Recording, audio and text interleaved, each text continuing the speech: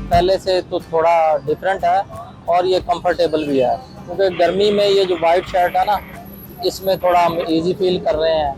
ये अच्छा है, नई वर्दी है, नई लुक है, ऐसा लगता है कि जैसे नए महकमे में आ गए हैं। अच्छा फील हो रहा है, काफ़ी डिफरेंट है। तो इंशाल्लाह ये यूनिफॉर्म 18 साल बाद जो दोबारा चेंज हुई है, इससे बड़ा इंप्रेशन पड़ेगा और मौसम के लिहाज से बहुत बेहतर है, जिसकी वजह से हम खाली पब्लिक के लिए चलान करने के लिए नहीं खड़े, हम पब्लिक को एजुकेट भी करेंगे, सिर्फ ये रेवेन्यू इकट्ठे करने के लिए नहीं। हम ये रिफ्लेक्टर और ये दूसरे नंबर पे ये बैज में ये जो तब्दीली आई है हमारे यूनिफॉर्म में, और शर्ट चेंज हुई है, ब्लू पैंट चेंज हुई है, तो जिसकी वजह से जो है ना ये बेहतर आया। इस यूनिफॉर्म में एक लुक अच्छी आ रही है और हमारा जो है ना स्टाइल भी अच्छा इंशाल्लाह बेहतर होगा इंशाल्लाह लोगों के साथ।